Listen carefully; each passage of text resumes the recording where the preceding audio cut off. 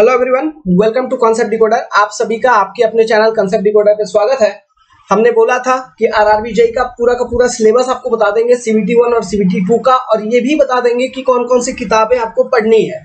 अपने बहुत सारे स्टूडेंट आरआरबी जेईई 2019 में सेलेक्ट हुए थे इन्हीं स्ट्रेटेजी को फॉलो करके। So complete strategy, complete guidance provide कर दूंगा कि क्या करना है, कहां से करना है, कैसे करना है। सो आगे आने वाले समय में आरआरबी जेईई की एग्जामिनेशन होने वाली है और कुल लगभग 13,000 वैकेंसी, और सिविल वालों के लिए बात करें तो 7,500 से 8,000 वैकेंसी केवल सिविल का रहेगा। तो बड़ी एग्जाम आएगी आगे आने वाले समय में। सो तैयार हो जाओ अभी से। ये सब चीजें जो इस वीडियो में हम डिस्कस करेंगे इनको जमा करना चालू कर दीजिए, ठीक है। और बहुत सारा रिसोर्स मटेरियल तो हम खुद प्रोवाइड कर देंगे आपको, नॉन टेक्निकल पार्ट का। वेल, चलिए शुरू करते हैं। सीबीटी 1 का सिलेबस पहले देखेंगे।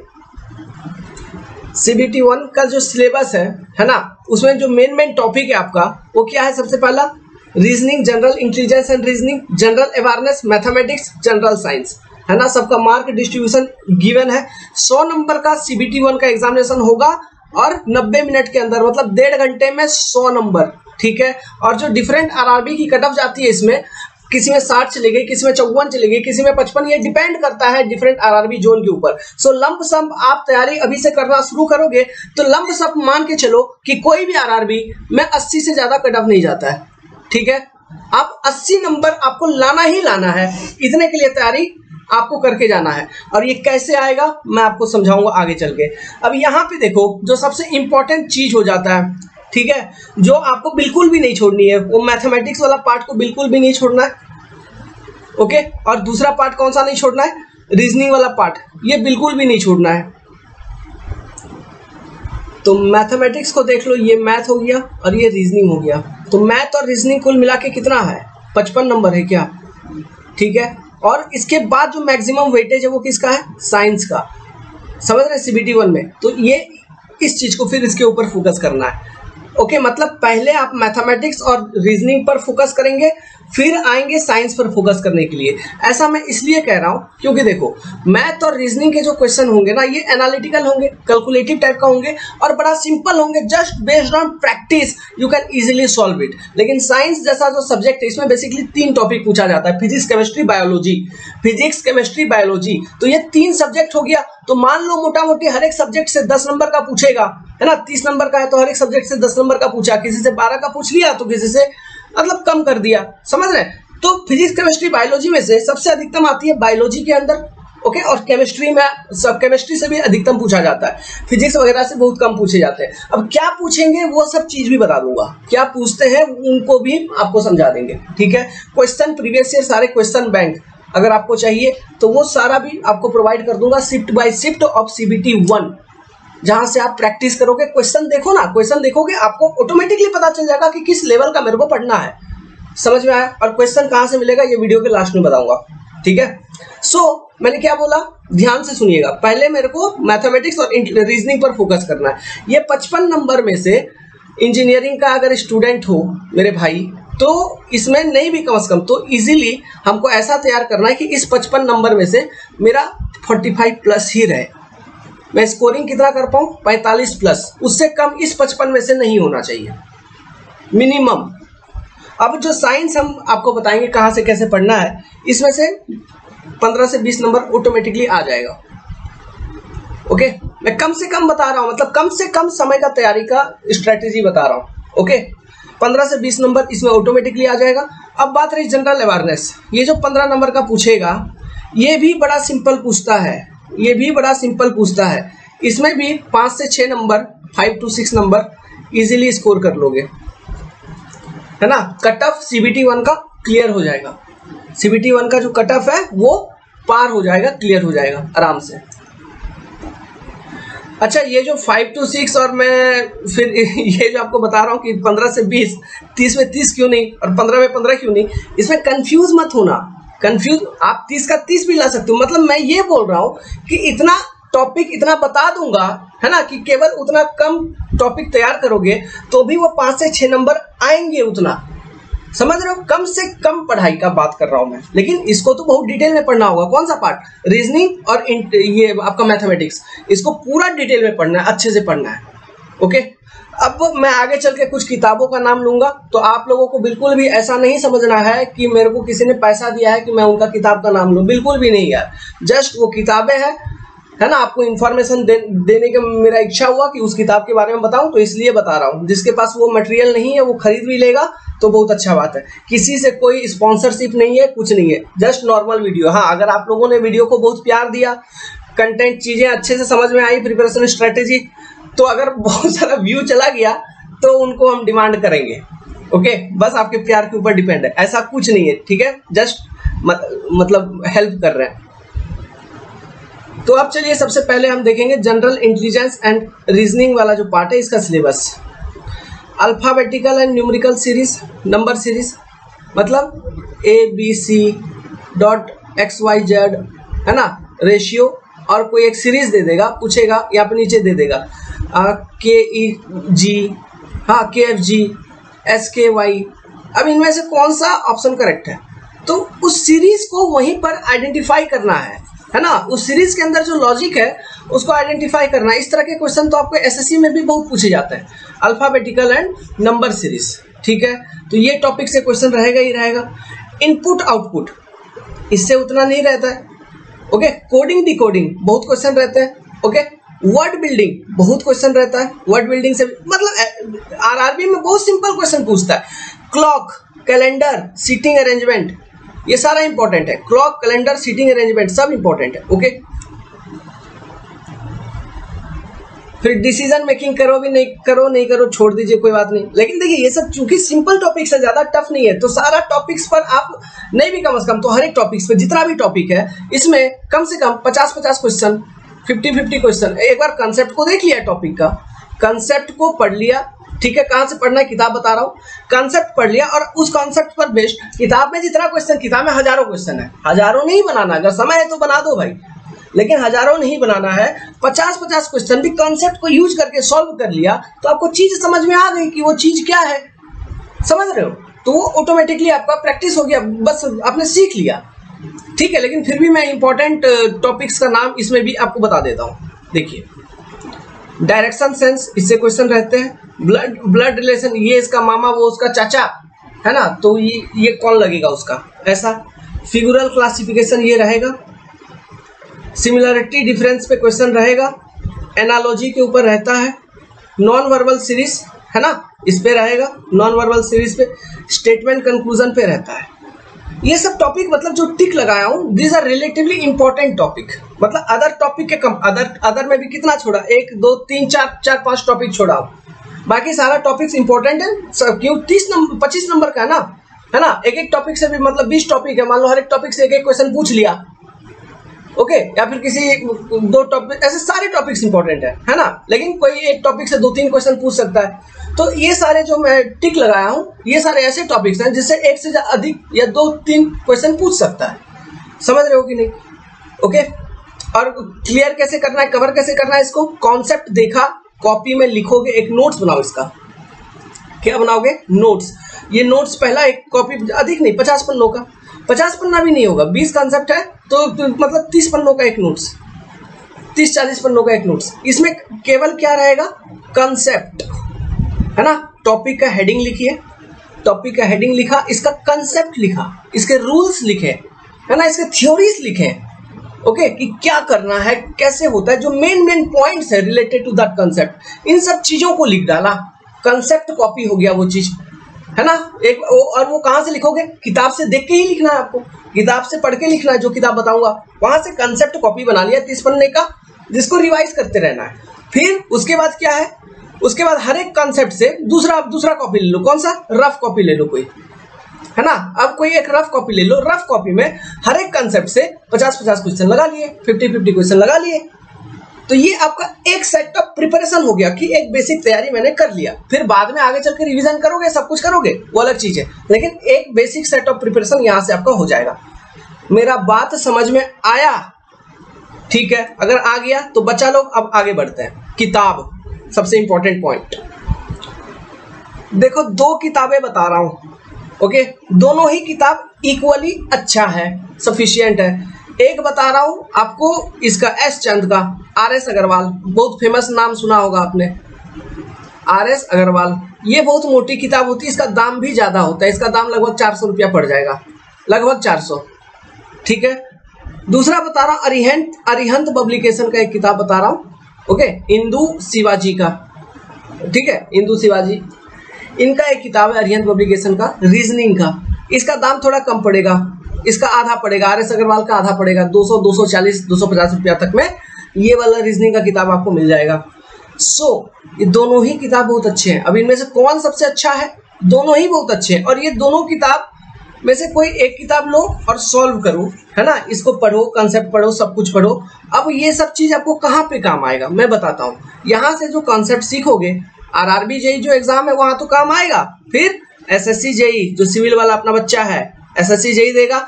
इसके अतिरिक्त और भी डिफरेंट एग्जाम जो होते हैं जिसमें नॉन टेक्निकल पार्ट आता है, जिसमें रीजनिंग होगा, हर जगह काम आ जाएगा कि नहीं। लेकिन RRB और SSC JEE में जो 40-50 नंबर पूछा जाता है उसके लिए आपका यहाँ से तैयारी हो जाएगा। यही सोच के तैयारी करना है कि RRB JEE का रीजनिंग और SSC JEE का रीजनिंग दोनों मतलब एक साथ निपटा देने का, समझेंगे नहीं, ठीक है, ताकि डबल टास्क ना करना पड़े। क्योंकि RRB का एग्जाम जैसे अगले साल होगा, डिप्लोमा वाला सुन लो, RRB का एग्जाम जैसे ही अगले साल होगा, फिर उसके आगे तुरंत जून जुलाई में SSC का भी एग्जाम होने वाला है प्री, ठीक है, SSC JEE। तो दोनों में से कोई भी एक किताब खरीद लो। ये किताब वाला पब्लिकेशन में बता रहा हूँ, ये लोग हमको कोई पैसा वैसा नहीं दिया, जस्ट ऐसे ही मैं बता रहा हूँ, ठीक है। ये किताब स्टैंडर्ड किताब से इनको पढ़ना चाहिए। अब नेक्स्ट इंपॉर्टेंट टॉपिक का बात करते हैं जो कि है मैथमेटिक्स। अब ये जो मैथ है बच्चा, ये क्या कौन सा मैथ है? 10वीं तक जो हम मैथ पढ़े थे ना वही मैथ है, मतलब इसको एप्टीट्यूड भी कह लो, और बड़ा सिंपल सा चीज है। अलजेब्रा, x² प्लस b², ये सब है ना, मतलब उसका फैक्टर वगैरह निकालना, क्वाड्रेटिक इक्वेशन सॉल्व करना, ये सब चीज अलजेब्रा, समझ रहे हैं। तो उसमें factorization main, cubic equation solve करना, ये सब चीज हो गया अलजेब्रा में। पॉलिनोमियल्स, ठीक है, अलजेब्रा का ही थोड़ा एडवांस वर्जन हो गया। फिर instalment, factor and simplification, arithmetic, simple and compound interest, simple and compound interest देखो नाम सुना होगा। नंबर सिस्टम इंपॉर्टेंट है ना, real number, rational number, irrational number क्या होता है, नहीं होता है, सब कुछ पढ़ना पड़ेगा, ठीक है। Share and dividends, ratio and proportion, ratio देखो, लेकिन ये सब दिया हुआ है, लेकिन हमको उतना हाई लेवल का नहीं पढ़ना है जितना बैंक में सीसैट में पूछा जाता है, मतलब IAS के एग्जाम में उतना हाई लेवल का भी नहीं पढ़ना है। यहाँ छोटा लेवल का पढ़ना है, बहुत छोटा लेवल का, बहुत ही छोटा, बहुत ही सिंपल। तो बहुत ही सिंपल, बहुत ही छोटा लेवल कहने का मतलब है, लेकिन कंसेप्ट हमको पता होना चाहिए, है ना। कंसेप्ट अगर आपको पता होगा तो चीज बहुत छोटा और बहुत सिंपल पूछेगा वो, और बस कंसेप्ट से ही डायरेक्ट क्वेश्चन पूछ देगा, कोई इधर उधर घुमा के तिरछा करके कोई क्वेश्चन नहीं पूछेगा, एकदम सीधा तो सीधा, pin to pin, point to point पूछेगा, समझ रहे हैं कि नहीं, है ना। तो बस ये जो 30-31 पॉइंट दिया है ना, इसका सारा का सारा फॉर्मूला कॉपी बना लो। फॉर्मूला कॉपी कहां से बनाओगे? जो स्टैंडर्ड किताब बता रहा हूं सेम RS अग्रवाल का क्वांटिटेटिव एप्टीट्यूड खरीद लो, सारा का सारा चीज हो जाएगा। इसका पहले फॉर्मूला कॉपी बनाओ, ओके, जिसमें ये 31 चीजों का सारा डेटा होना चाहिए, आपका सारा कंसेप्ट होना चाहिए, ओके, मेन कंसेप्ट। ये 31 पॉइंट यहाँ लिखा है, तो 50 पन्ने में आपका ये फॉर्मूला कॉपी बन जाएगा। 50 और ऊपर 30, 70 पन्ने का मैथ और रीजनिंग का कॉपी हुआ, कंसेप्ट कॉपी, समझ गए। इसके बाद क्वेश्चन प्रैक्टिस करो यहाँ से, किसका? इसका मतलब ये RS अग्रवाल का क्वेश्चन प्रैक्टिस करो, हर एक कंसेप्ट के ऊपर, हर एक टॉपिक के ऊपर क्वेश्चंस को प्रैक्टिस करना है। दूसरा काम क्या करना है? प्रीवियस ईयर जो है RRB JEE का जितना भी सेट हुआ था, है ना, उसका मतलब CPT 1 का सेट को सॉल्व करो, वहां के उसके क्वेश्चन, उसके जो 30 क्वेश्चन है, 30 नंबर के, वो क्वेश्चन को सॉल्व करिए। वो तो इंपॉर्टेंट प्रैक्टिस सेट है। फिर वहां से आपको पता ये चलेगा कि मेरे को किस लेवल का क्वेश्चन मेरे को सॉल्व करना है। तो कोई भी हार्ड लेवल, कोई भी अनसंट लेवल देख लोगे, जो लेवल एग्जाम में कभी पूछा ही नहीं है, तो उसको सॉल्व करने का जरूरी है क्या? बिल्कुल भी जरूरी नहीं है।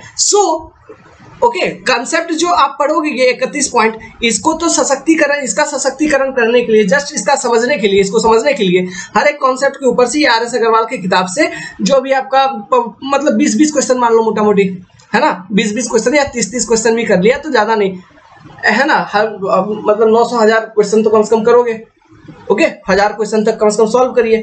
तो 30-30 क्वेश्चन भी कर लिया, सारा RS अग्रवाल का कर लिया थोड़ा। उसके बाद फिर क्या करोगे? जो प्रीवियस ईयर सेट हुए हैं RRB JEE के, उनके क्वेश्चंस को सॉल्व करना शुरू करो, मेन उसी पर फोकस रखना, उनके सारे रीजनिंग सारे एप्टीट्यूड लगा देने का। देखो फिर आगे आने वाला रीजनिंग एप्टीट्यूड में मैं तो बोल रहा हूँ 5 नंबर भी नहीं छूटेगा, सारा का सारा लगा के आ जाओगे। तो 30 + 25 55 नंबर रीजनिंग एप्टीट्यूड, तो 50 नंबर तो आएगा ही आएगा कम से कम। हाँ, लेकिन इसको करना है, जो कर पाएगा उसी का होगा। तो इसको करने में कितना समय लगेगा, बात अब हमसे पूछो, हम बताएंगे। इसको करने में आपको कम से कम अच्छे से अभी से प्रिपेयर करने बैठोगे तो 1 महीना रीजनिंग में अच्छे से टाइम दो, है ना। कॉन्सेप्ट पढ़ने के बाद सारा का सारा सीबीटी, जितने भी सीबीटी 1 थे उसका सारा क्वेश्चन सॉल्व करना। मान लो आराम से कर रहे हो, धीरे धीरे कर रहे हो, मस्त पूरा दिन भर में यार 24 घंटा होता है, 24 घंटा में से मान लो दिन भर खाली 10 घंटा रीजनिंग ही करोगे तो 1 महीना तो बहुत ज्यादा समय। 1 महीना में तो CSAT फीसैट को क्या नहीं निकाल दोगे, IAS बन जाओगे, समझ रहे हैं कि नहीं। कैट निकाल के बैठ जाओगे, MBA चले जाओगे। 10 घंटा केवल अगर रीजनिंग ही पढ़ेगा कोई बंदा तो 1 महीना लगातार, ओके, तो उतना भी समय नहीं लगेगा। लेकिन मैं अभी से, चूंकि अगर आपका ओरिएंटेशन केवल RRB JEE की ओर है, ओके, तो रीजनिंग में थोड़ा अच्छे से पढ़िए क्योंकि वो SSC JEE में भी काम आएगा। तो आप जब रीजनिंग जब सॉल्व करोगे ही तो क्या करना, RRB JEE का तो रीजनिंग क्वेश्चन सॉल्व करोगे, SSC JEE का भी सॉल्व कर लेना, SSC CGL का भी सॉल्व कर लेना, है ना। तो इसलिए मैंने बोला रीजनिंग में थोड़ा टाइम दो, ठीक है, टाइम दिया। अब कोई IAS वाला विद्यार्थी है जो ESE इंजीनियरिंग सर्विस एग्जामिनेशन में बैठना चाहता है और वो RRB JEE भी देगा, SSC JEE भी देगा और इसको भी देगा, किसको, मतलब ये RRB JEE मतलब ESE को भी। तो ESE में एप्टीट्यूड आ जाता है कि नहीं, तो उसके लिए यहाँ से फिर ये इस एग्जाम में मदद कर जाएगी। इंजीनियरिंग सर्विस वाला में, इंजीनियरिंग सर्विस डिप्लोमा वाला नहीं देगा, बीटेक वाले के लिए होता है, ठीक है, जो डिग्री पास आउट है उनके लिए है, UPSC का एग्जाम होता है ये। तो ये जो एग्जामिनेशन है इसमें आपका एप्टीट्यूड वाला पार्ट काम आ जाएगा। तो यही सब चीज आपसे एप्टीट्यूड में वहां पे पूछेंगे, LCM SCF, परसेंटेज, ज्योमेट्री, है ना, mensuration, bar diagram, pie chart, pictorial graph, BODMAS rule. देखो बचपन में मतलब 3-4 क्लास में पढ़े थे, स्क्वायर रूट निकालना, trigonometry, sine theta, cos theta, tan theta, sec theta, है ना, उसका ट्रिग्नोमेट्रिक आइडेंटिटी, ओके, ये सब चीज बेसिक चीजें। तो इसको, इन सब चीजों को करने में मोटा मोटी आपको लग गया, मान लीजिए सब सारे अच्छे से डिटेल में पढ़ने के लिए, मतलब केवल आप रीजनिंग और एप्टीट्यूड ही कर रहे हैं और कुछ नहीं किया, तो आपका अधिक से अधिक बच्चा लोग 45 दिन में ये रेडी हो जाएगा, दोनों सब्जेक्ट, है ना, अच्छे से, ताकि फ्यूचर में कोई भी एग्जाम आए भविष्य में नहीं छूटेगा बिल्कुल भी। 45 मिनट में, 45 दिन के अंदर ये हो जाएगा, विथ प्रैक्टिस, विथ स्पीड, अगर दिल से करोगे तो, समझे क्या। ऐसे टाइम पास कर रहे हैं, हाँ कर रहे हैं तब मुश्किल है, ठीक है। आगे बढ़ते हैं। जनरल अवेयरनेस कितना नंबर था, 15 नंबर। सो बहुत ज्यादा दिमाग लगाना है क्या मेरे को, नहीं, लेकिन RRB का एग्जाम देना है तो मेरे को क्या करना है, रेल बजट पहला वाला point, general awareness on railway, ठीक है। उसके बाद क्या, इंडियन ज्योग्राफी, जैसे कि कौन सा पहाड़ किधर, है ना, कौन सा नदी कहाँ से फ्लो होकर किधर जा रहा है, कौन सा नदी के किनारे में इंपॉर्टेंट सिटीज है, tropic of cancer, tropic of capricorn, है ना, इंडिया में कितना स्टेट है, कौन सा स्टेट का बाउंड्री किस स्टेट से टच हो रहा है, इंडिया का बाउंड्री कितना नेशनल कंट्री से टच हो रहा है ना, कितना डिफरेंट कंट्री से, समुद्री क्षेत्र कितना है, समुद्री सीमाएं कितने हैं, है ना, कौन सा बंदरगाह गहरा है, कौन सा बंदरगाह कहाँ है, कौन से नेशनल पार्क हैं, किस नेशनल पार्क में किस तरह का जीव जंतु को रखा जाता है, बारिश किधर होता है सबसे ज्यादा, किधर होता है सबसे कम, कहाँ धूप सबसे ज्यादा, कहाँ गर्मी सबसे कम, समझ रहे हो, कहाँ ठंडा सबसे ज्यादा, कहाँ ठंडा सबसे कम, ओके, किस महीने में, ये सब चीज है ज्योग्राफी में। क्लाइमेट हो गया सब कुछ, फिर तुम्हारा एटमॉस्फेयर का, स्ट्रेटोस्फेयर, ट्रोपोस्फेयर, लिथोस्फेयर, ये वो दिस दैट, ये सब चीज आपका ज्योग्राफी में आ जाता है। तो ये सब चीज कहाँ से पढ़ोगे, देखो लूसेंट एक बहुत अच्छा किताब है, ये किताब आपके पास होना चाहिए, ये किताब से यहाँ से ये सब चीज करेंगे तो ये SSC JEE के लिए भी काम आएगा, ठीक है, जिसको हम कहते हैं स्टैटिक जीके। कोई भी यूट्यूब पे वीडियो, इस पे वीडियो, ये वीडियो, वो वीडियो देखने के चक्कर में मत जाओ, समय बर्बाद कर देगा, पता चला एग्जाम भी नहीं निकला। जब तक खुद नहीं पढ़ोगे तब तक कुछ याद नहीं होता है। खुद पढ़ो, खुद हाथ में लिखो, खुद नोट्स बनाओ, तब चीज कंसोलिडेट होगी। ये सब चीजें टेक्निकल पढ़ाई अलग चीज है, ठीक है, लेकिन ये सब चीज आप बचपन से पहले से पढ़ते आ रहे हैं, है ना। तो एक बार रिवीजन करने का आपको देरी है। ये इसको अधिक से अधिक आप 15 दिन में तैयार कर सकते हैं अगर फोकस्ड वे में अच्छी तरीके से, अगर आपने केवल इसी पर समय दिया और कुछ सोचा ही नहीं 15 दिन तक, केवल जीके केवल जीके केवल जीके पढ़ रहे हो, नोट्स बना रहे हो, पढ़ रहे हो नोट्स लिख रहे हो, पढ़ रहे हो नोट्स लिख रहे हो, तो वो चीज आपका नोट्स तैयार हो जाएगा 15 दिन के अंदर, जिसको आपको बार बार एग्जाम से पहले रिविजन करते रहना है। 15 से या 20 दिन ले लो, 5 दिन और ले लो आगे पीछे, समझ रहे हैं कि नहीं, ठीक है, उससे ज्यादा का समय नहीं लगेगा। अब मैं बता रहा हूं इसमें से, चलो ये किताब तो लूसेंट का लोगे, ठीक है, ये खरीद लेना, अगर नहीं है तो खरीद लीजिए, अगर है तो बहुत अच्छा बात है, उसी किताब को खोलो, अगर आज तक नहीं पढ़ा है तो पढ़ना शुरू करो। जो इंपॉर्टेंट टॉपिक है, देखो क्या कवर करना है, इंडियन ज्योग्राफी कवर करना है, लूसेंट से कवर करो। इंडियन ज्योग्राफी को पढ़ने का तरीका क्या है, नदी के बारे में पढ़ रहे हो तो इंडिया का पहले मैप बनाओ, ठीक है, इंडिया का मैप बनाने के बाद उसमें फिर नदियों को दिखाओ, जिस भी नदी के बारे में पढ़ रहे हो कॉपी में ये होना चाहिए, उसका नदी दिखा दिया, फिर नदी के बगल बगल में जो भी लिखना उसका लेंथ लिख दो, कौन कौन सा सिटी से जा रहा है, इसके बगल बगल कौन सा मंदिर है, समझ रहे हैं, मैप के अंदर ही लिख दीजिए। उसी तरह से पहाड़ के बारे में पढ़ रहे हो तो मैप बनाओ, फिर कौन सा पहाड़ किधर है, कौन सा स्टेट में, वैसा दिखा दो। मैप मैप मैप बनाते बनाते बना के इसको पढ़ना है। इसको कहाँ से पढ़ोगे, विकिपीडिया से पढ़ो ना, लूसेंट से नहीं पढ़ रहे हो कोई बात नहीं, गूगल में जाओ, विकिपीडिया में मारो इंडियन ज्योग्राफी आ जाएगा, वहां से पढ़ो, हमने भी उधर से ही किया था यार, ठीक है। करंट अफेयर बहुत इंपॉर्टेंट होती है, okay, current events, current affair बहुत इंपॉर्टेंट होती है। इसमें एक किताब खरीद लेना है, ओके, कोई भी किताब आप मार्केट में जाके रिलेटेड टू करंट अफेयर, अगर अरिहंत वगैरह का आ रहा है या फिर जागरण जोश का मैगजीन आ रहा है, तो इन सब चीजों को वहां पे कुछ सॉलिड करंट अफेयर रहते हैं, सॉलिड मतलब सही जानकारी दिया रहता है एग्जाम रिलेटिव, है ना, तो उसको खरीद सकते हैं आप, वहां से करंट अफेयर को कर सकते हैं, ओके। 5-6 महीने पहले का करंट अफेयर आप कर लेते हैं तो वो सफिशियंट है, लेकिन इंपॉर्टेंट है क्योंकि इससे क्वेश्चन आता है, ओके। करंट अफेयर कोई भी एग्जाम के लिए, एसएससी के लिए तो इसमें चलो इसमें 15 नंबर का ही है, ओके, आरआरबी में ये वाला, लेकिन फिर भी एसएससी जे के लिए तो ये बहुत इंपॉर्टेंट बन जाता है, ओके, एसएससी के लिए, आरआरबी के लिए भी इंपॉर्टेंट है करंट इवेंट्स, ठीक है। तो आरआरबी, चलिए चूंकि यहाँ पे आरआरबी का हम बात कर रहे थे तो आरआरबी पे ही फोकस रखते हैं। रेल बजट हो गया आपका, जनरल अवेयरनेस ऑन रेलवे हो गया, इंडियन ज्योग्राफी, ठीक है, फिर स्पोर्ट्स का कर लो थोड़ा, और क्या करोगे, environmental issues concerning India and world, इसमें मॉन्ट्रियल प्रोटोकॉल, है ना, ग्रीन हाउस गैस, ये सब चीजें, है ना, ये सब चीजें आएंगे। फिर general scientific and technological development, इसमें थोड़ा सा नया कुछ रिसर्च वगैरह हुआ है, जिससे कोई नया आविष्कार वगैरह हुआ है ना, कोई न्यू तरह का टेक्नोलॉजिकल एडवांस आया है, तो इन सब चीजों को देखना है। ये सब चीज करंट अफेयर्स के अंदर आएगी, जो कि आपको करना है फ्रॉम इंटरनेट, ऑनलाइन सर्च करके। करंट अफेयर किसी भी वेबसाइट पे जाएगा, करंट अफेयर ये टॉपिक से मार देगा, इससे रिलेटेड करंट अफेयर कॉपी में नोट करते चलना है ना। जो स्टैटिक वाला पार्ट है, जो स्टैटिक स्थिर वाला पार्ट है, जो बेसिकली आपको करनी है, इसमें से क्या करना है, इंडियन ज्योग्राफी करना है, ओके। इकोनॉमी में कुछ टर्म्स को देख लो, ज्यादा कुछ देखने की जरूरत नहीं है। अब ये देखो, Indian polity and constitution, okay, constitution तो बहुत बड़ा है, बहुत सारे आर्टिकल्स हैं, तो ये सारे आर्टिकल्स को याद ना रख के अधिक से अधिक 50-60 आर्टिकल्स जो इंपॉर्टेंट है, जो एग्जाम में घूमते फिरते रहते हैं, उनको याद कर लेगा, है ना। सबको याद करने की जरूरत नहीं है, लिख दिया मतलब सबको याद कर लिया, नहीं। फिर कॉन्स्टिट्यूशन में जो करंट में, है ना, करंट में जो संशोधन होते हैं वो याद होना चाहिए, वो होना चाहिए कॉपी में, उसमें वो इंपॉर्टेंट है, उसी से क्वेश्चन पूछेगा। अब बात करते हैं इंडियन पॉलिटी का। इंडियन पॉलिटी में आपको क्या क्या करना है कवर, देखो, सबसे पहले अपर हाउस, लोअर हाउस, मतलब राज्यसभा लोकसभा में कितने सीट होते हैं, इन सब चीजों को देखोगे, ओके। ये सब पढ़ने के बाद फिर प्रेसिडेंट के पावर क्या है, प्राइम मिनिस्टर के पावर क्या है, कैबिनेट मिनिस्टर के पावर क्या है, कैबिनेट मिनिस्टर कितने होते हैं, ओके।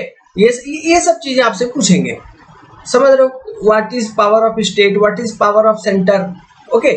ये सब चीजों को पढ़ना है, बस इतना ही, उसमें बहुत ज्यादा डिटेल में नहीं जाना है। फिर कोई इंपॉर्टेंट चीजें हैं, जैसे कि आपका मिनरल्स है, कोल है ना, नदियां हैं, तो नदी के ऊपर किसका कितना पावर रहता है, मतलब वाटर रिसोर्स के ऊपर, फॉरेस्ट के ऊपर किसका कितना अधिकार रहता है कि नहीं, ये सब चीजें इतना ऊपर से पढ़ना है, जो बेसिक ऊपर का जीके है, ये सब चीज आएगा, इंडियन पॉलिटी से करना है। तो इसका एक नोट्स बना लो, इंडियन पॉलिटी एंड कॉन्स्टिट्यूशन का, ओके। और बाकी और कुछ इसमें नहीं चाहिए, क्योंकि ये 15 नंबर का ही है ना। तो इतना भी करेंगे तो इसमें से भी अगर 5-6 क्वेश्चन 8 क्वेश्चन जितना भी है आ गया, अगर लग जाएगा तो लग जाएगा। बाकी ऊपर ऊपर पूछेंगे, सिंपल चीज पूछेंगे, आप समझ भी सोच भी नहीं पाओगे। कभी कभी आंध्र प्रदेश का नेशनल एनिमल क्या है ना, नेशनल बर्ड क्या है, ऐसा ऐसा क्वेश्चन भी पूछता है। ओके, जिस जोन में आप आरआरबी भरोगे तो ध्यान रखना उस जोन में छोड़ो, मतलब अपने बच्चों ने भरा था बिहार में, लेकिन बिहार में जब आरआरबी था, जो एग्जाम आया था, उसमें भी क्वेश्चन पूछा हुआ था कि किस आंध्र प्रदेश का नेशनल एनिमल क्या है, ऐसा क्वेश्चन भी पूछता है जीके में। सो बेसिक चीजें आपसे पूछेंगे, इसको करिए, लूसेंट को यूज करिए। दूसरा आपका मेन रिसोर्स है, हर एक टॉपिक से इंटरनेट रिसर्च करो। इंटरनेट रिसर्च मतलब यूट्यूब पे लग मत जाना, इसमें किसमें लगना है, गूगल पे जाओ, विकीपीडिया पे जाओ, है ना, डिफरेंट वेबसाइट पे जो स्टैंडर्ड जेन्युइन वेबसाइट है जहाँ पे अपडेट होते रहते हैं, वहां से करिए। मैं इसलिए बोल रहा हूँ यूट्यूब पे मत लग जाना, क्योंकि यूट्यूब पे लग जाओगे फिर कोई फैकल्टी मिल जाएगा, मतलब इंटरनेट स्टडी वाईफाई ऐसा नाम तो नहीं बोला, कोई फैकल्टी मिल जाएगा, फिर आपको वो क्वेश्चन लेके बैठ जाएगा, क्वेश्चन रटवाएगा और बोलेगा आओ कोर्स खरीदो, ये खरीदो, जिसका कोई मतलब नहीं है, ठीक है। अब खैर आपका अपना इंटरेस्ट होगा। नाउ अब बात करते हैं साइंस का। साइंस कहाँ से करना है, लूसेंट अगेन, इसके लिए ये किताब होना चाहिए। साइंस का बहुत अच्छा किताब है, बहुत इंपॉर्टेंट किताब है, बहुत सारे क्वेश्चन आते हैं। साइंस में केवल फिजिक्स पढ़ना है, केमिस्ट्री पढ़ना है और बायोलॉजी पढ़ना है। Physics chemistry biology. अब फिजिक्स केमिस्ट्री बायोलॉजी में सबसे ज्यादा इंपॉर्टेंस किस पे ध्यान देना है, देखिए ध्यान तो सभी पर देना है, लेकिन सबसे ज्यादा क्वेश्चन किस पे रहेगा, बायोलॉजी पर सबसे ज्यादा पूछेगा, लाइफ साइंसेज के ऊपर। अब बायोलॉजी में क्या क्या पढ़ोगे मैं बताऊं आपको, लीवर पढ़ोगे, किडनी पढ़ोगे, हार्ट पढ़ोगे, आंख पढ़ोगे, कितने तरह का हड्डी होता है ना। ओके, हार्ट में कौन सा चीज ब्लड को बाहर फेंकता है, कौन सा ब्लड को अंदर लेके जाता है, आर्टरी, वेन, समझ रहे हो, है ना। किडनी में कौन कौन से सेल होते हैं, ब्रेन में कौन कौन सा सेल होता है, ब्रेन का कौन सा पार्ट का क्या फंक्शन है। Okay, animal kingdom, animal classification किस तरह से किया जाता है, प्लांट किंगडम, प्लांट के किस किस तरह के क्लासिफिकेशन है, उसके एग्जांपल याद रखना, इस क्लासिफिकेशन में ये एग्जांपल है, उसके रिलेटिव वैज्ञानिक का नाम याद रखोगे। फिर देखो भाई लाइफ साइंसेज का बात है, बहुत तरह का बीमारी होता रहता है, बैक्टीरिया है ना, तो कौन सा बीमारी किस जीवाणु के कारण होता है, बैक्टीरिया के कारण क्या होता है, वायरस के कारण क्या होता है, ये सब चीजें है ना। बहुत तरह का खाद्य पदार्थ है, तो बहुत तरह का प्रोटीन हम खाते हैं, तो हमको प्रोटीन विटामिन किस चीज की कमी के कारण कौन सा बीमारी होता है, नहीं होता है, समझ रहे हो। इस तरह की चीजों को अच्छे से डिटेल में पढ़ना, ये आपका हर जगह काम आएगा। एसएससी में भी बहुत इंपॉर्टेंट है ये तीनों सेक्शन, एसएससी के लिए और आरआरबी के लिए बहुत इंपॉर्टेंट है। कौन सा, ये जनरल साइंस, समझे, बहुत इंपॉर्टेंट है।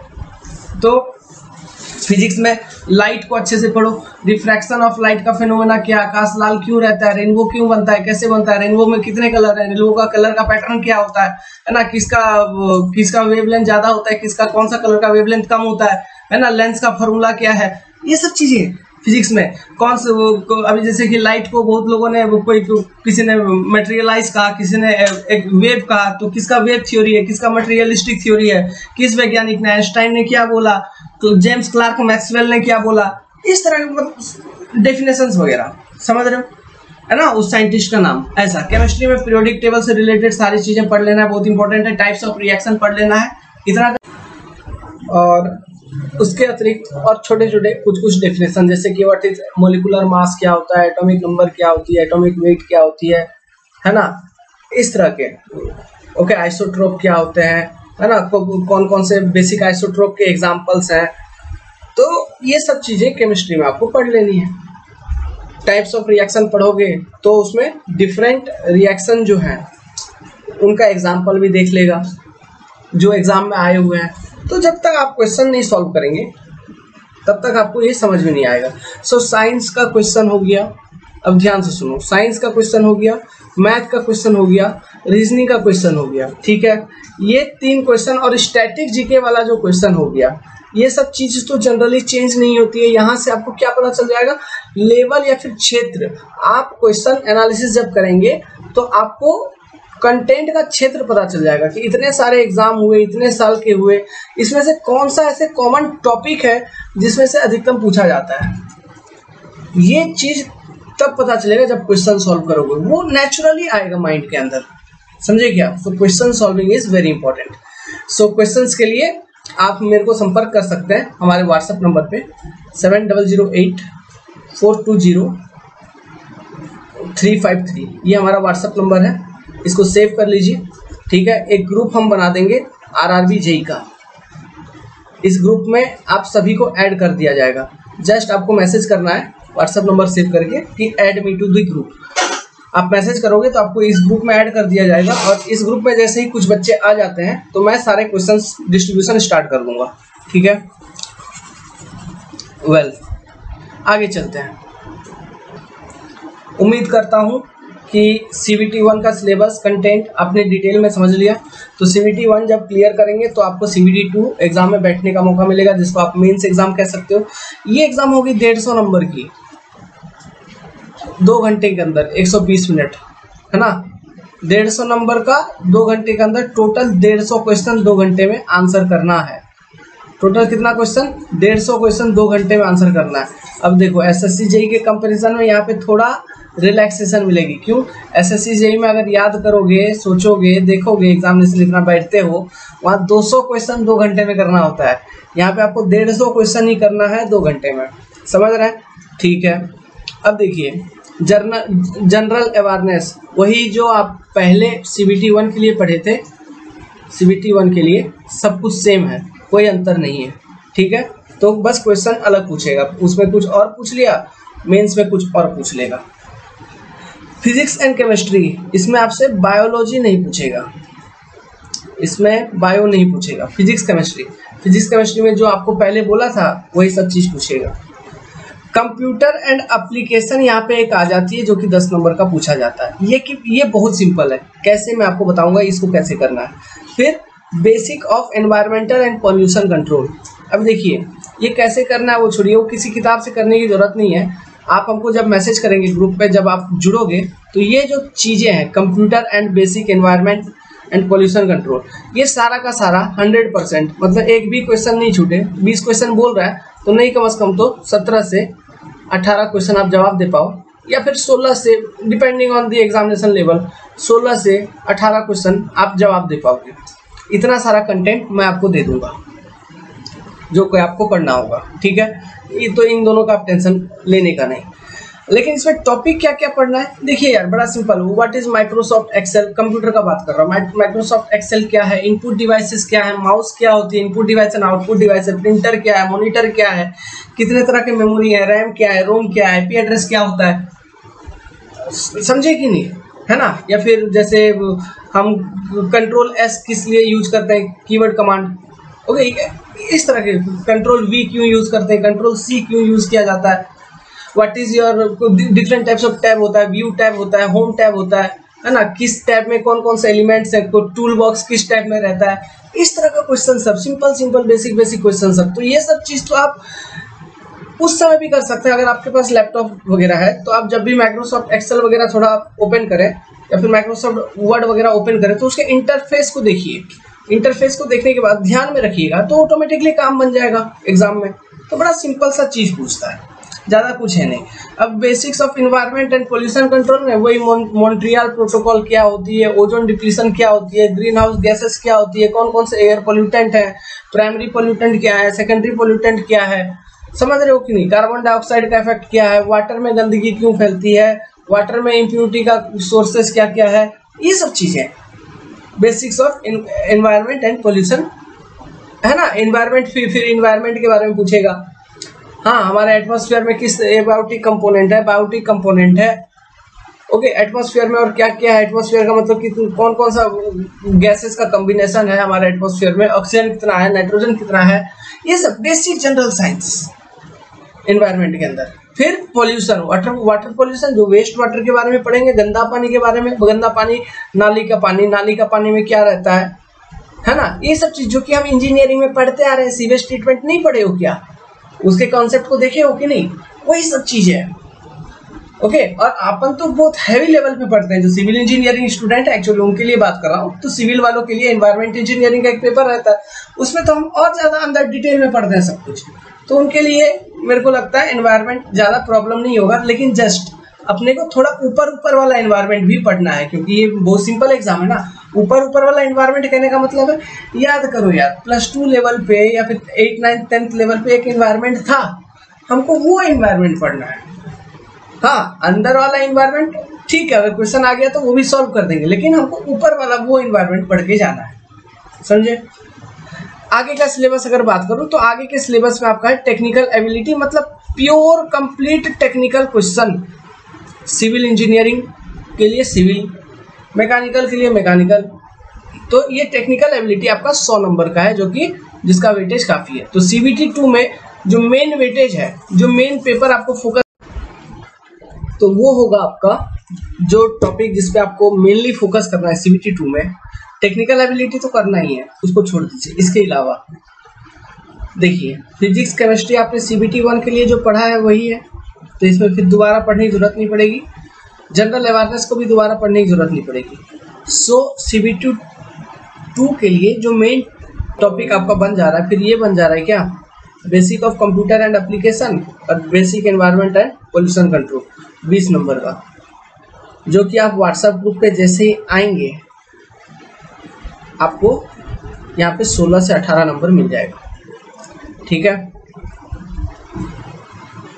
CBT 2 का जो जनरल अवेयरनेस का सिलेबस है, देखिए एकदम आपका CBT 1 जैसा ही है, सेम है, सेम टू सेम, ज़्यादा कोई डिफरेंस नहीं। तो हमको एक ही बार तैयारी करना है, ओके। अब देखिए, एनवायरनमेंट एंड पोल्यूशन कंट्रोल, इसका जो सिलेबस है CBT 2 के लिए, basics of environment, the adverse effect of environmental pollution and control strategy, air pollution, water pollution, noise pollution and control strategy, है ना। तो इसमें नॉइज पोल्यूशन में फॉर एग्जांपल पढ़ोगे तो नॉइज लेवल पढ़ोगे, है ना, कितना लेवल तक का नॉइज हमको सुनाई देता है, कितना लेवल पे नॉइज पहुंच जाए तो हम पोल्यूशन कहते हैं, ये सब चीजें। डायरेक्ट वैल्यू, ओके, नॉइज को मेजर करने का यूनिट क्या है, एयर क्वालिटी हम कैसे मेजर करते हैं, ये सब चीजें ऊपर ऊपर वाले हैं, क्लियर है, ज्यादा अंदर नहीं, कुछ नहीं। फिर waste management, okay, waste management मतलब जैसे कि जो आपका सॉलिड वेस्ट होता है, सॉलिड वेस्ट मैनेजमेंट का यहाँ पे बात कर रहा है, तो उसको हम कैसे मैनेज करते हैं, लैंड फिलिंग करते हैं, है ना, कंपोजिट करते हैं, उसमें लीचाटे बनता है, लीचाटे क्या है, वो किस चीज का होता है, हाइड्रोकार्बन का होता है, कलर्ड लिक्विड होता है, ये सब चीजें। ग्लोबल वार्मिंग क्या होता है, ओके, एसिड रेन क्या होता है, ओजोन डिप्लीशन क्या होता है। बस ये 7 टॉपिक आपको दिया है, जो कि बहुत बड़ा है क्या, नो, बिल्कुल भी बड़ी नहीं है। इसको क्या 15 पन्नों में बनाया जा सकता है, ये 7 टॉपिक। मान लो हर एक टॉपिक के ऊपर 2-2 पॉइंट, 2-2 पन्ना, 2 पेजेस। हम ये जो 2 पेजेस लिखेंगे, हम क्या लिखेंगे, जस्ट हमने कॉन्सेप्ट को पढ़ लिया है। अब ये 2 पेजेस में उस कॉन्सेप्ट के मेन पॉइंट्स, जो कि डायरेक्ट 1 लाइनर क्वेश्चन आपके ऑब्जेक्टिव में आएंगे, समझे क्या। इसलिए मैं बोल रहा हूँ 15 पन्ना, या मान लो मोटा मोटी और थोड़ा सेफ साइड के लिए 10 पन्ना और जोड़ लो तो 20 पन्ना, उसी में आपका एनवायरनमेंट कंप्लीट है। अब बात करते हैं और एक सिलेबस की, कंप्यूटर एंड एप्लीकेशन। कंप्यूटर का देखिए, इसमें कुछ भी नहीं है। कंप्यूटर क्या होती है, उसका आर्किटेक्चर क्या है, कंप्यूटर का बनावट, ओके। नाउ इसमें एबास्कस वगैरह पूछ लेगा अधिक से अधिक। Next, input and output devices क्या होती है, कितने, स्कैनर क्या है, प्रिंटर क्या है, माउस क्या है, कीबोर्ड क्या है, ओके, वेबकैम क्या है, ये सब चीज वो इनपुट है या आउटपुट डिवाइस है, बस इतना ही। नाउ MS ऑफिस के बारे में जानना है। MS ऑफिस जानना है मतलब MS ऑफिस का उसका टूल बार देखिए, ओके, टूल बार देखिए। MS ऑफिस में शॉर्टकट देखिए, है ना। व्यू टैब में क्या क्या है उसको देखिए, होम टैब में क्या क्या है उसको देखिए, है ना। कितने तरह के डिफॉल्ट बुलेट हम अप्लाई कर सकते हैं, जैसे डॉट डॉट डॉट रहता है, 111 रहता है, 2 मतलब 111 या फिर 1 2 3 रोमन इंटीजर रहता है, रोमन नंबर, तो इस तरह का ये सब बेसिक क्वेश्चन। MS ऑफिस क्या है, सबसे पहले तो ये, ओके, ये एक तरह का सॉफ्टवेयर है, इसमें डॉक्यूमेंट एडिटिंग वगैरह होती है और कुछ नहीं, समझ रहे हो कि नहीं। तो MS ऑफिस को ओपन करके उसका डिटेल देख लो, अंदर का उसका structure, storage devices, RAM, ROM, hard disk, pen drive, memory card, सब कुछ, है ना, बस क्या होता है, ओके। फिर उसी में थोड़ा सा 1 MB का वैल्यू कितना होता है, हाँ 1 MB मतलब कितना KB, ओके। फिर आपका 1 KB मतलब सबसे लोएस्ट यूनिट ऑफ मेमोरी क्या है, सबसे हाईएस्ट यूनिट ऑफ मेमोरी क्या, हम कैसे लिखते हैं, 1 GB इक्वल टू कितना MB, ये सब चीज़ समझ रहे हैं कि नहीं, ये सब चीज़ भी पूछ सकता है, ये मेमोरी में ही आ गया।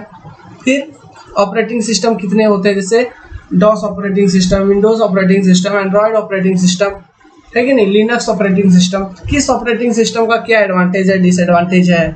ओके, थ्योरेटिकल क्वेश्चन में ये सब पूछा जा सकता है। इंटरनेट एंड ईमेल, इंटरनेट वगैरह का बात किया करेगा तो IP एड्रेस देखना ही देखना है, gmail.com क्या है, hotmail.com क्या है, ये सब चीज़ें समझ रहे हो। ओके, नाउ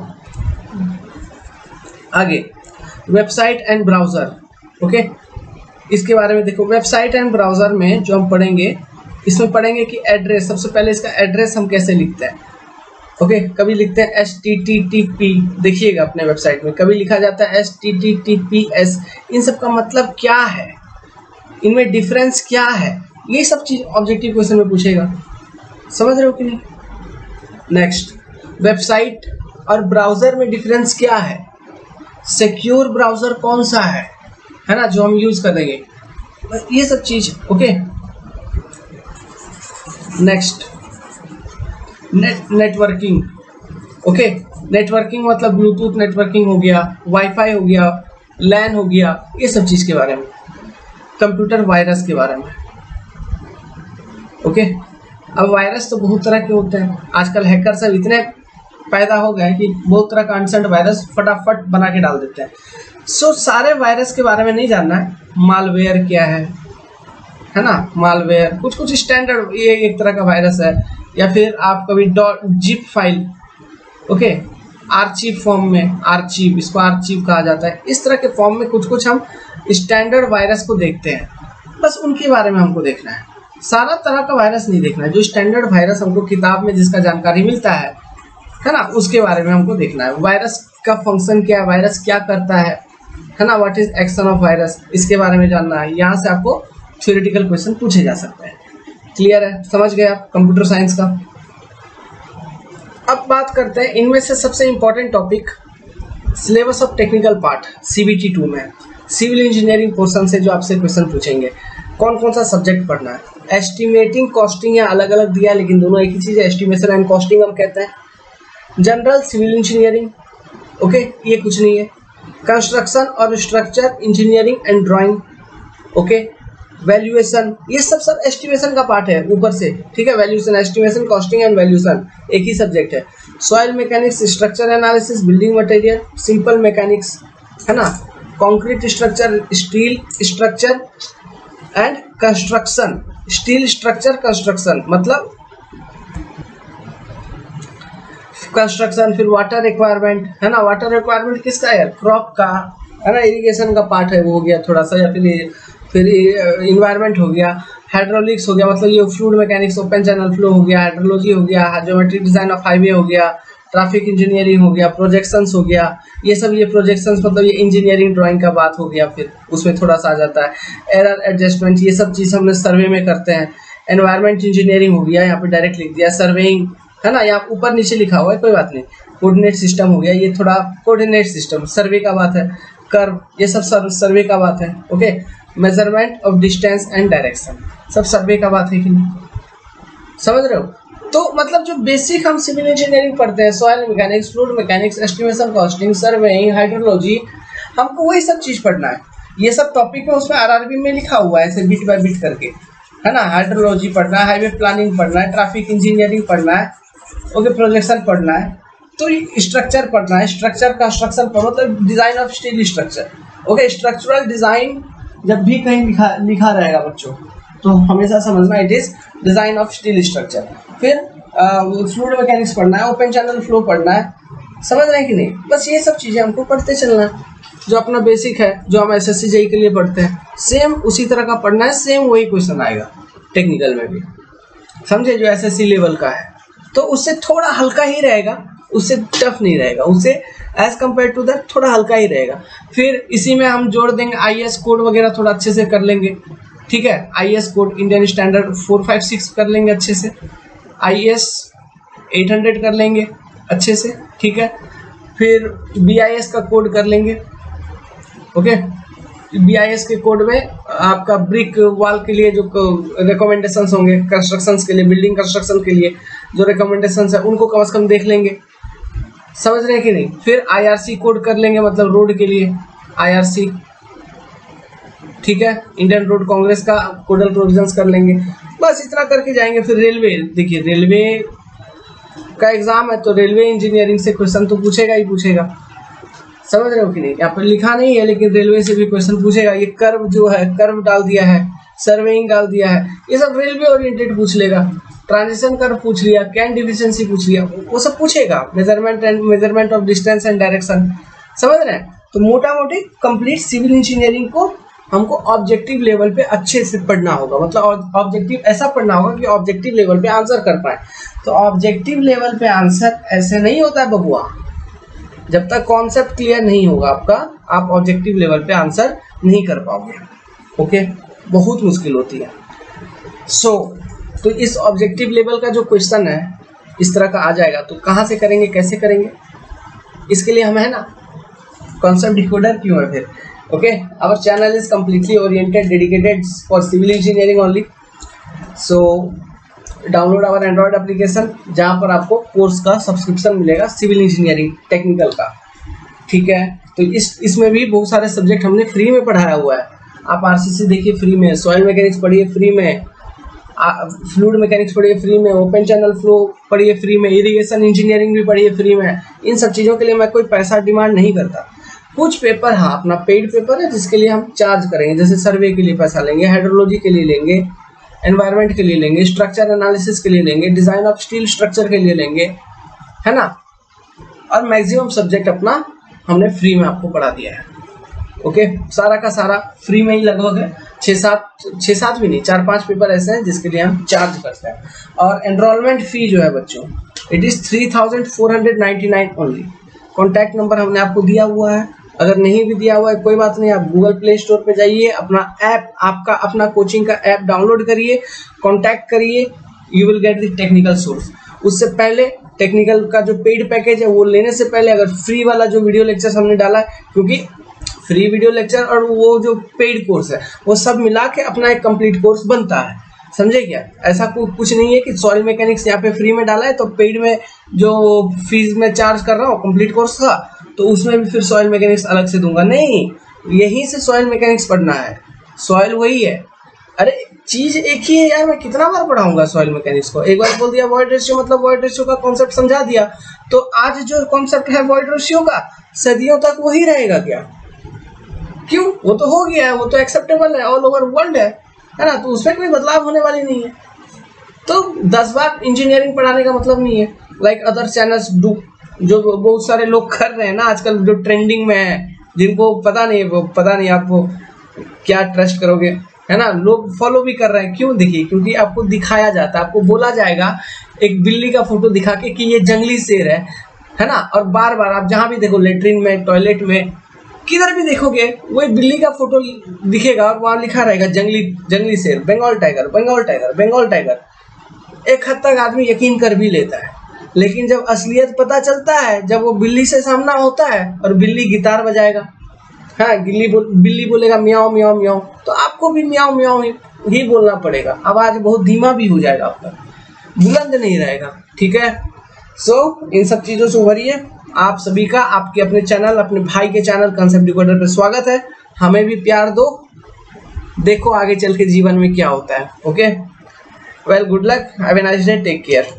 तो जैसा कि आप लोगों ने बोला था, मैंने कॉन्सेप्ट को कंप्लीटली डिकोड कर दिया। हाँ, ग्रुप में ज्वाइन कर लीजिए, अपना RRB वाले ग्रुप में ज्वाइन करने के लिए आप व्हाट्सअप करेंगे, हमको नंबर दे दिया है वीडियो में, व्हाट्सअप करिए या फिर लिख लीजिए एक बार 7008420353। और जो हमको मैसेज करिएगा RRB बोल के मैसेज कर दीजिएगा, RRB बोल के मैसेज करिएगा। तो RRB बोल के मैसेज करेंगे डायरेक्टली, तो हम समझ जाएंगे कि आप RRB के लिए आए हैं, RRB के लिए प्रिपेयर करना चाहते हैं, तो मैं आपको डायरेक्टली RRB वाले ग्रुप में ही ऐड कर दूंगा, ठीक है। और उस ग्रुप में ऐड करने के बाद वहाँ पे आपको फायदा क्या होगा, जो क्वेश्चन प्रैक्टिस के लिए मैं बोल रहा हूँ, है ना, प्रीवियस ईयर वाले सारा PDF फाइल ग्रुप में डाल दूंगा। ओके, जो भी इंपॉर्टेंट टॉपिक्स हमको मिलता चलेगा नॉन टेक्निकल पार्ट से, जैसे कंप्यूटर और एनवायरनमेंट वाला तो पूरा का पूरा डाल ही देंगे, और भी इसके अतिरिक्त भी रीजनिंग में इधर उधर जो भी इंपॉर्टेंट कंसेप्चुअल टॉपिक्स मिलता चलेगा सबका हम डाल देंगे। नोट्स बनाना चालू करिए। और वैसे भी फ्रॉम दिस मंथ 10th है ना, 10 तारीख के अराउंड से अपने चैनल पर भी साइंस के वीडियो लेक्चर आ रहे हैं। ओके, डिप्लोमा कॉलेज के, गवर्नमेंट कॉलेज के फैकल्टी हैं संदीप सर, वो पढ़ाना आपको चालू करेंगे। वेल, तब तक के लिए धन्यवाद। Good night.